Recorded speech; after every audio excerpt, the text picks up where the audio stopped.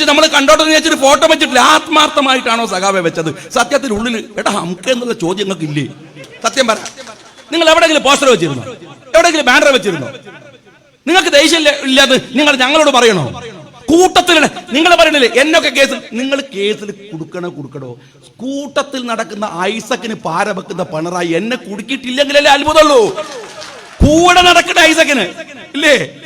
എന്നെ നിങ്ങൾ എന്താക്കുന്ന വിചാരിച്ചത്? കേസ് കൊടുത്തിട്ട് അങ്ങ് പേടിപ്പിക്കാന്നായിരിക്കുന്നുണ്ടോ? ഇല്ലാണ്ടാക്കാന്നായിരിക്കുന്നുണ്ടോ?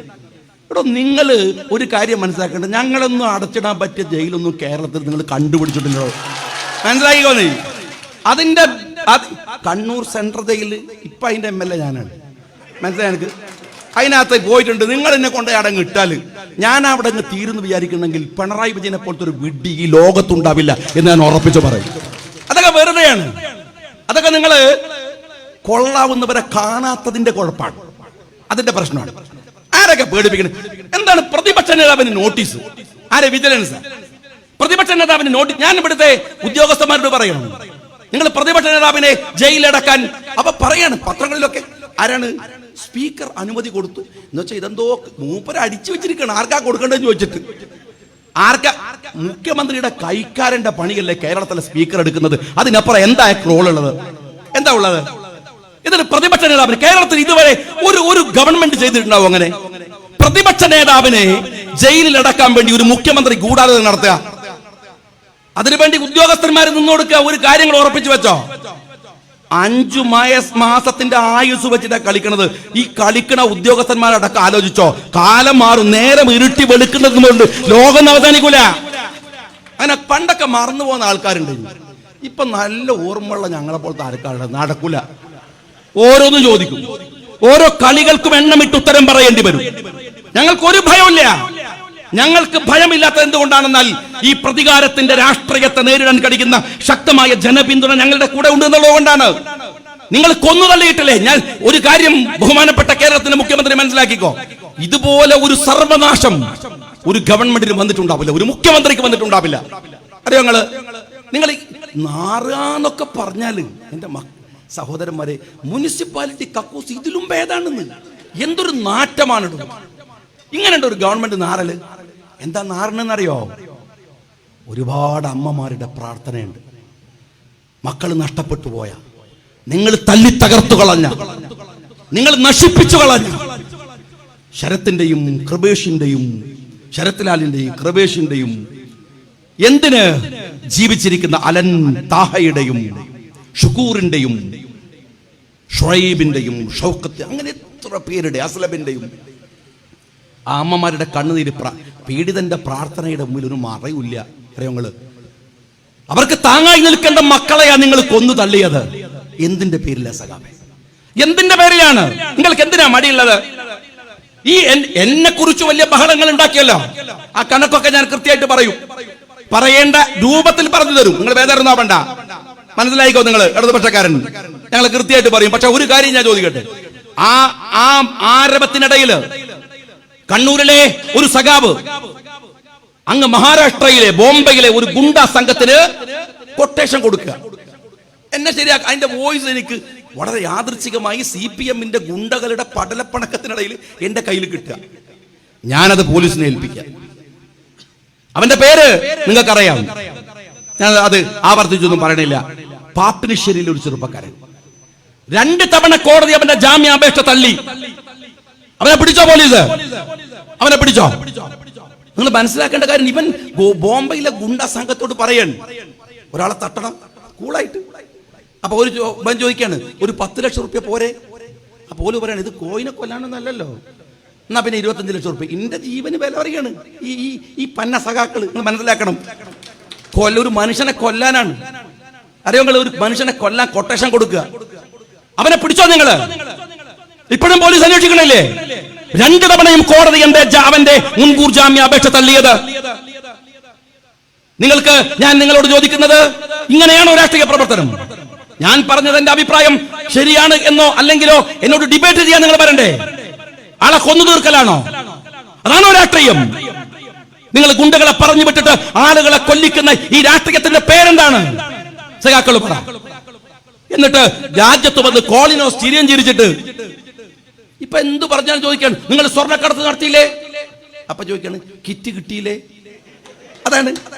നിങ്ങളുടെ രാജ്യത്ത് വേറെ കുറെ ആളുകളെ കൊന്നില്ലേ? അപ്പൊ കിറ്റ് നക്കിയില്ലേ? എന്റെ സഖാക്കളെ, കിറ്റ് ഇന്ത്യ എന്ന് കേട്ടിട്ടുണ്ട്. നിങ്ങൾ ഈ കിറ്റ് ഞങ്ങൾ ഇപ്പൊ കേൾക്കുകയാണ്. നിങ്ങളെ തറവാട്ട് സ്വത്തിന്റെ വിഹിതം എടുത്ത് കൊണ്ടുവരുന്നത് ഞങ്ങളുടെ അവകാശമാണ്. അറിയോ നിങ്ങള്? ഇതിലും വലിയ ആനുകൂല്യങ്ങൾ കൊടുത്തിട്ടുണ്ട് ഈ രാജ്യത്തെ സർക്കാരുകൾ. നിങ്ങളെ കുടുംബത്തിന്റെ വീട് എടുത്തിട്ടല്ല ഈ രാജ്യത്തെ പാപങ്ങൾക്ക് വേണ്ടി കിറ്റ് കൊടുത്തത്. ഈ രാജ്യത്തിന്റെ പൊതുജനത്തിന്റെ ഖജനാവിലെ പണം എടുത്തിട്ടാണ്. അതിന്റെ കണക്ക് ചോദിക്കാൻ ഞങ്ങൾ വരുന്നത്. അറിയോ നിങ്ങൾക്ക്? എന്നിട്ട് വന്നിട്ട് ആളുകളെ ഇതൊക്കെ പറഞ്ഞിട്ട് പേടിപ്പിക്കാൻ നിൽക്കുക. എത്ര പാവങ്ങളെ! 8 മാവോയിസ്റ്റുകളെയാ നിങ്ങൾ കൊന്നുകളഞ്ഞത്. 8 കമ്മ്യൂണിസ്റ്റുകളെ, 8 മാർക്സിസ്റ്റുകളെ, ചുവന്ന കൊടി പിടിച്ച് ഇൻകുലാബ് വിളിച്ച് ഗ്രാമങ്ങളെ ത്രസിപ്പിച്ചിരുന്ന ഈ രാജ്യത്തിലെ നക്സലൈറ്റുകൾ. എനിക്ക് നക്സലൈസത്തോട് വിയോജിപ്പുള്ള ആളാണ് ഞാൻ. മാവോയിസത്തോട് വിയോജിപ്പുള്ള ആളാണ് ഞാൻ. അതുപോലെ കമ്മ്യൂണിസത്തോടും വിയോജിപ്പ് എനിക്കുണ്ട്, മാർക്സിസത്തോടും വിയോജിപ്പ് എനിക്കുണ്ട്. പക്ഷെ ഒരു കാര്യം നിങ്ങൾ മനസ്സിലാക്കണം, വിയോജിക്കുന്നവനെയൊക്കെ കൊല്ലാൻ ഈ പിണറായി വിജയൻ എന്ന് പറയുന്ന മുഖ്യമന്ത്രിക്കാരെ അധികാരം കൊടുത്തത്? നിങ്ങൾ കൊറിയയുടെ പ്രധാനമന്ത്രിയാണോ? നിങ്ങൾ ചൈനയുടെ പ്രധാനമന്ത്രിയാണോ? നിങ്ങൾ ജനാധിപത്യ ഇന്ത്യയിലെ ഒരു സംസ്ഥാനത്തിന്റെ മുഖ്യമന്ത്രിയല്ലേ? നിങ്ങൾക്ക് വിയോജിപ്പുള്ളവനെ വെടിവെച്ചു കൊല്ലാൻ ആരാ നിങ്ങൾക്ക് അധികാരം തന്നത്? അവർ പിടിക്കുന്നതും നിങ്ങളുടെ ചുവന്ന കൊടിയല്ലേ? അവർ വിളിക്കുന്നതും നിങ്ങൾ വിളിച്ച മുദ്രാവാക്യമല്ലേ? അവർ സത്യസന്ധമായി വിളിക്കുന്നു, നിങ്ങൾ കള്ളത്തരങ്ങൾ കൊണ്ട് കോട്ടയുണ്ടാക്കുന്നു. അതല്ലേ വ്യത്യാസമുള്ളത്? ആ പാപങ്ങളെ വെടിവെച്ചു കൊന്നില്ലേ? വയനാട്ടിൽ നിന്നും വൈത്തിരിയിൽ നിന്നും ജലീലിനെ കൊന്നു നിങ്ങൾ. എന്താ നിങ്ങൾ പറഞ്ഞത്? ഏറ്റുമുട്ടലിൽ കൊല്ലപ്പെട്ടതാണ്. എന്തൊരു അസംബന്ധമാണിത്! ഏറ്റുമുട്ടലിൽ കൊല്ലപ്പെടുമ്പോ അവന്റെ നെറ്റിയിൽ വെടിയുണ്ടായിണ്ടാവണം, നെഞ്ചത്ത് വെടിയുണ്ടായിണ്ടാവണം. പക്ഷേ പോലീസ് റിപ്പോർട്ട് വന്നോ? ഫോറൻസിക് റിപ്പോർട്ട് വന്നോ? അവന്റെ പിറകിലായിരുന്നു വെടിയുണ്ടായിട്ടിരുന്നത്. അവനെ പറഞ്ഞു വിട്ടതാണ്, ഓടാൻ പറഞ്ഞു. എന്നിട്ട് പിറകൊന്ന് വെടിവെച്ചു കൊന്നു.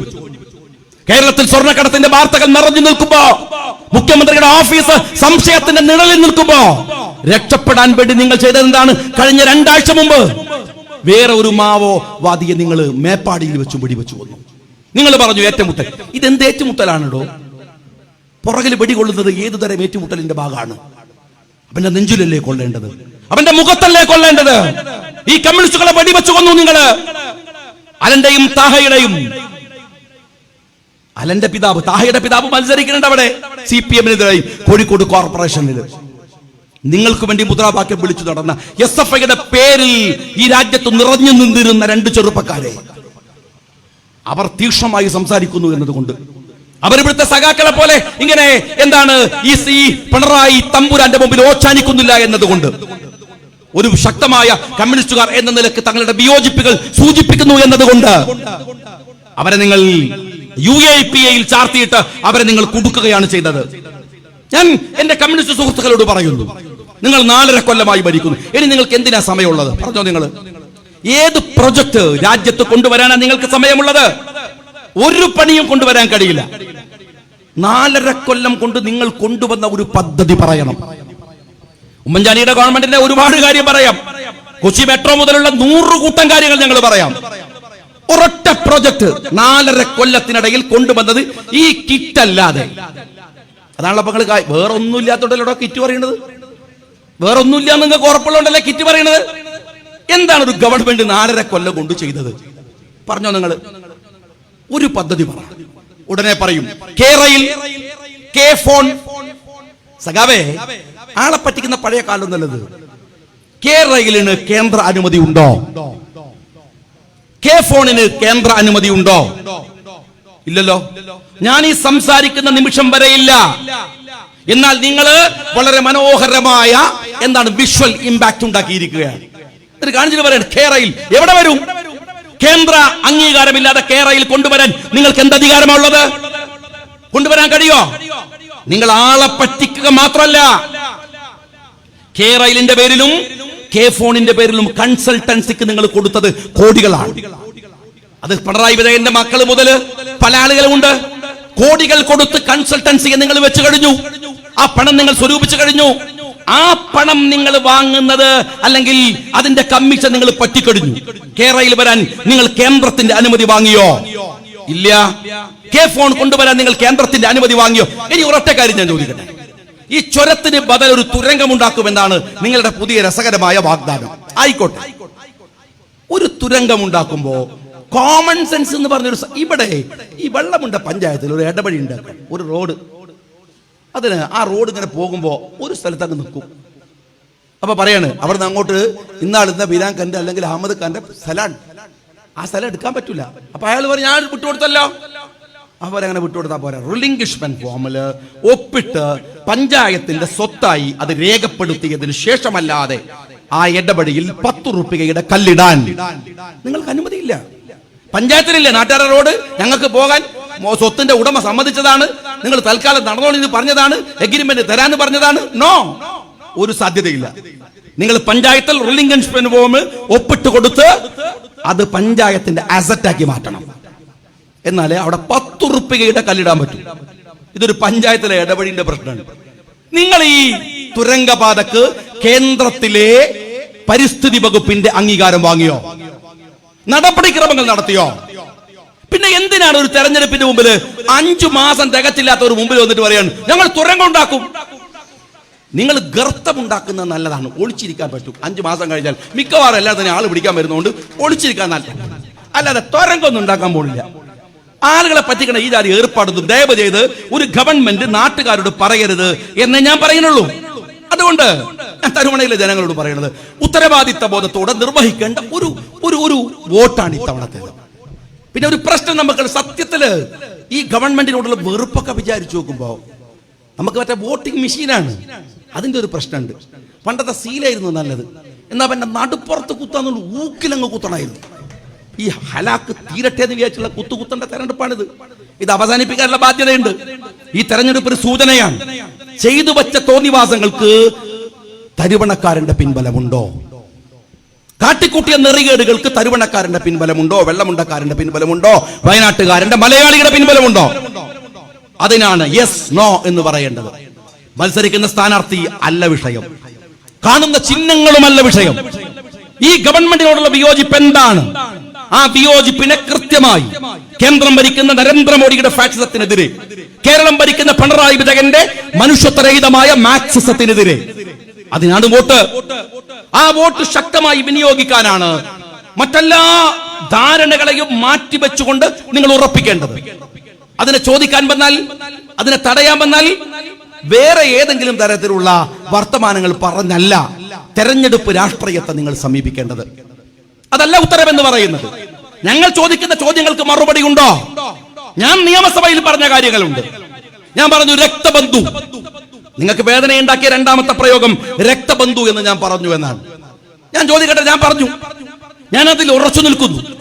ഇപ്പോൾ നിങ്ങളെ വേട്ടയാടുന്നത് എന്താണ്? രക്തബന്ധുക്കൾ തകർത്ത ഒരു ഗവൺമെന്റ് ആയിരിക്കും സഖാവ് പിണറായി വിജയന്റെ ഗവൺമെന്റ്. ഞാൻ ഈ നാട്ടിലെ സഖാക്കളോട് അധികം ഒന്നും ഫോട്ടോ വെക്കണ്ട. എന്താ കാര്യം അറിയുന്നത്? ഈ പഞ്ചായത്ത് തെരഞ്ഞെടുപ്പ് കഴിഞ്ഞാൽ കേരളത്തിന്റെ മുഖ്യമന്ത്രി പദത്തിൽ പിണറായി വിജയൻ ഉണ്ടാവില്ല എന്ന് ഞാൻ നിങ്ങളെ സാക്ഷി നിർത്തി പറയാണ്. ഭരണമൊന്നും പോവില്ല. പിണറായിക്ക് ആ സമയത്ത് വേറെ ചില ബുദ്ധിമുട്ടുകളൊക്കെ ഉള്ളതുകൊണ്ട് അദ്ദേഹം മാറി നിൽക്കും. ചാർജ് വേറെ ആൾ ഏറ്റെടുക്കും. 4-5 മാസമല്ലേ ഉള്ളൂ, ചാർജ് ചെയ്യാനുള്ള സമയമുള്ളൂ. ചാർജ് ചെയ്യാൻ മതി, വിട്ടുകൊടുക്കണ്ട. അപ്പൊ ആരാണ് ഈ ചാർജ്? അപ്പം പിണറായിയുടെ അരുമ ശിഷ്യനായിട്ടുള്ള EP ജയരാജൻ ആവണമെന്നാണ് അദ്ദേഹത്തിന്റെ ആഗ്രഹം. കേന്ദ്ര CPM നേതൃത്വത്തോട്. കാരണം സീതാറാം യെച്ചൂരി ഒരു കൊള്ളാവുന്ന ഒരു CPM നേതാവാണ്. പിണറായി എന്നാൽ പ്രകാശ് കാരാട്ടിനെ പോലെ ഒരു പിണറായി സഖ്യക്കാരനല്ല. കൊള്ളാവുന്നവൻ, കോൺഗ്രസ് പോലും രാജ്യസഭയിലേക്ക് വരണമെന്ന് ആഗ്രഹിച്ച ആള്. പക്ഷെ CPM ആഗ്രഹമില്ലാത്തതുകൊണ്ട് ഒരു സമ്മതിച്ചില്ല. ഏതായാലും അദ്ദേഹം ഈ അരുതായികക്കെതിരെ നിൽക്കുകയാണ്.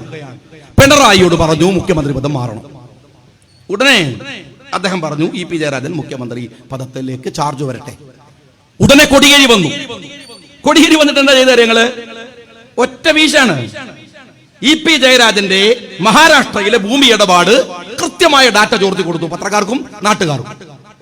അതോടുകൂടി EP ജയരാജൻ മുഖ്യമന്ത്രി പദത്തിലേക്ക് പോകാമെന്ന സാധ്യത വാങ്ങി. പിന്നെ എവിടുന്നാണ് ഈ നിയമസഭയിൽ, ഈ മന്ത്രിസഭയിൽ കൊള്ളാവുന്ന 1-2 പേരുണ്ട്. പൊതുമരാമത്ത് മന്ത്രിയുണ്ട് സുധാകരൻ, ധനകാര്യമന്ത്രി തോമസ് ഐസക്. എന്ന് വെച്ചാൽ നമ്മൾ പോയാൽ ഒരു മനുഷ്യനോടൊക്കെ പറയുന്ന പോലെ പറയാം, അത്രയും നല്ലതെന്ന് പറയുന്നുള്ളൂ. വേറൊരു മനുഷ്യനടുത്ത് പോകാൻ പറ്റില്ല. ഒരു നല്ല സ്വഭാവമില്ല, ഒന്ന് ചിരിക്കില്ല, നന്നായി പെരുമാറില്ല. അതാണ്. എന്ന് ഐസക്കിനോടൊക്കെ പോയി ഞാനൊക്കെ മണ്ഡലത്തിലെ കാര്യങ്ങൾ പറഞ്ഞാൽ അനുഭാവപൂർവ്വം പരിഗണിക്കുന്ന ഒരു മനുഷ്യൻ. അപ്പൊ ഐസക് മുഖ്യമന്ത്രി പദത്തിലേക്ക് വരുമെന്ന് തോന്നിയപ്പോ ഉടനെ പിണറായി പണി കൊടുത്തു. ഐസക്കിന്റെ വകുപ്പില് വിജിലൻസിനെ കയറ്റി.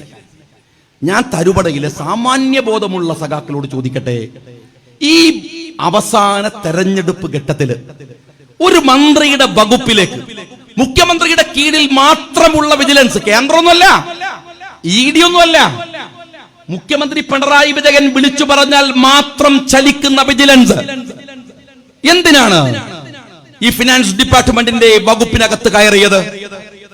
ഐസക്കിനെ അപകീർത്തിപ്പെടുത്താൻ, അല്ലെങ്കിൽ ഐസക്കിനെ മോശക്കാരനാക്കാൻ, അല്ലെങ്കിൽ കാരണം ഐസക്ക് കേരളത്തിൽ രണ്ടാമനായി വരുമോ എന്ന ഭയമാണ്. എന്ന് വെച്ചാൽ CPM-കാരാ, നിങ്ങളോട് പറയാൻ നിങ്ങളുടെ നേതൃത്വം മടിക്കുന്ന ഒരു കാര്യമുണ്ട്. അത് തെരഞ്ഞെടുപ്പ് കഴിഞ്ഞാൽ പറയും. ഈ സഖാവ് പിണറായി വിജയനെ അവസാനിപ്പിക്കാനും മാറ്റി നിർത്താനും CPM തീരുമാനിച്ചിട്ടുണ്ട്. അഹങ്കാരികളുടെയും ധിക്കാരികളുടെയും കാലം മാറാൻ. ട്രംപ് പോയി, പിണറായി പോവാൻ അടുത്ത വണ്ടിക്ക് കാത്തിരിക്കുകയാണ്.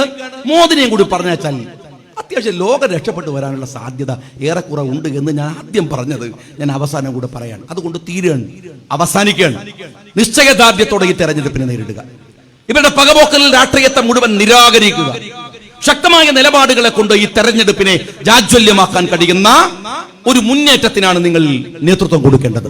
ഇവിടെ മത്സരിക്കുന്ന ഒരുപാട് സ്ഥാനാർത്ഥികൾ, ഒരുപക്ഷെ ഈ വളരെ ചെറുപ്പക്കാരായിട്ടുള്ള, ഇസ്മായിൽ അല്ലേ, വളരെ ചെറുപ്പക്കാരായിട്ടുള്ള ഒരുപടി ആളുകൾ, അവരെയൊക്കെ തന്നെ നമുക്ക് അറിയാവുന്ന ആളുകൾ, നിങ്ങളുടെ സുഹൃത്തുക്കൾ, ഭരണ പരിചയമുള്ളവർ. എന്റെ പ്രിയപ്പെട്ട സുഹൃത്താണ്, അടുത്ത സുഹൃത്താണ്, എന്റെ ഒരു കൂട്ടുകാരൻ കൂടിയാണ് ഇവിടെ മത്സരിക്കുന്ന അസ്മത്ത് എന്ന് പറയുന്നത്. അസ്മത്ത് ജില്ലാ പഞ്ചായത്തിലേക്കാണ്, ജില്ലാ പഞ്ചായത്തിന്റെ വൈസ് പ്രസിഡന്റ് സാരഥ്യം വഹിച്ച് മികവ് തെളിയിച്ച അസ്മത്ത് ഇനി വെള്ളമുണ്ടയിൽ നിന്നാണ് ജില്ലാ പഞ്ചായത്തിനെ നയിക്കാൻ പോകുന്നത്. ജില്ലാ പഞ്ചായത്തിലേക്ക് മത്സരിക്കുന്ന അസ്മത്തിന് നിങ്ങൾ അവന്റെ ചിഹ്നത്തിൽ നിങ്ങളുടെ വോട്ടുകൾ കൊടുക്കണമെന്ന് ഞാൻ നിങ്ങളോട് അഭ്യർത്ഥിക്കുകയാണ്. ബ്ലോക്ക് പഞ്ചായത്തിൽ ഞാൻ വരുമ്പോൾ അമീൻ സംസാരിച്ചുകൊണ്ടിരിക്കുകയായിരുന്നു. അമീനെ നിങ്ങൾക്കൊക്കെ അറിയാം, 24 മണിക്കൂറും ഓൺലൈനിൽ കിട്ടുന്ന, എപ്പോഴും നിങ്ങൾക്ക് ലഭ്യമാകുന്ന, നിങ്ങളുടെ പ്രശ്നങ്ങൾ പറയാൻ ഒരു തറയും മറയുമില്ലാതെ നിങ്ങൾക്ക് സമീപിക്കാവുന്ന, ഞാൻ MSF മുതൽ ഒന്നിച്ച് കളിച്ച് ചിരിച്ച് സംഘടനാ രംഗത്ത് വന്നിട്ടുള്ള എന്റെ ഏറ്റവും പ്രിയപ്പെട്ട കൂട്ടുകാരനാണ് അമീൻ എന്ന് പറയുന്നത്. അമീനെ ബ്ലോക്ക് പഞ്ചായത്തിലേക്ക് നിങ്ങൾ തെരഞ്ഞെടുക്കണമെന്ന് ഞാൻ നിങ്ങളോട് വിനീതമായി അഭ്യർത്ഥിക്കുകയാണ്. അതുപോലെ തന്നെ ബീബാത്തുമ്മ, അഹമ്മദ് കൊട്ലേരി, മൈമൂന KKC, ബാലൻ വെള്ളരിമേൽ, അദ്ദേഹം ബ്ലോക്കിലേക്കാണ്, ബാലനും ബ്ലോക്കിലേക്കാണ് മത്സരിക്കുന്നത്. ബാലനെയും നിങ്ങൾ വിജയിപ്പിക്കണം എന്ന് ഞാൻ നിങ്ങളോട് അപേക്ഷിക്കുകയാണ്. അതുപോലെ തന്നെ ഇസ്മായിൽ, എന്റെ പ്രിയപ്പെട്ട സുഹൃത്ത്, എന്റെ സഹോദരൻ ഇസ്മായിലും സംഘടനാ ബന്ധം ഒരുപാടുള്ള ഇസ്മായിൽ ഇന്ന് വെള്ളമുണ്ടിൽ അദ്ദേഹത്തിന്റെ വാർഡിൽ സംസാരിക്കാമെന്നൊക്കെ ഞാൻ വിചാരിച്ചിരുന്നു. തിരക്കുകൾ കൊണ്ട് കഴിയാതെ പോയതാണ്.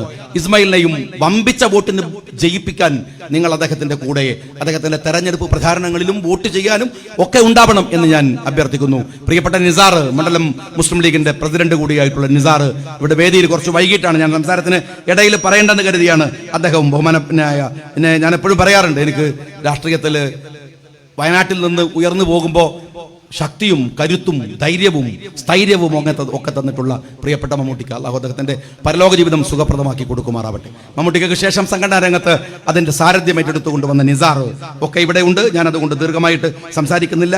ഇവിടെ സംസാരിച്ചിട്ടുള്ള പ്രിയപ്പെട്ട CH അടക്കമുള്ള ഒരുപടി ആളുകൾ എല്ലാവരെയും ഞാൻ ഹൃദയംഗമമായി അഭിവാദ്യം ചെയ്യുന്നു. ധീരമായ പോരാട്ടത്തിന് ഒരുങ്ങുക. ഇത് ധാർമ്മികതയുടെ വിജയമായി പ്രഖ്യാപിക്കാൻ നമുക്ക് കഴിയണം. അതിന് സാധിക്കുമാറാവട്ടെ. UDF-നെ വിജയിപ്പിക്കുക. ഹൃദയംഗമമായ അഭിവാദ്യങ്ങൾ നേർന്നുകൊണ്ട് ഞാൻ എന്റെ വാക്കുകൾക്ക് വിരാമം കുറിക്കുന്നു. ജയ്.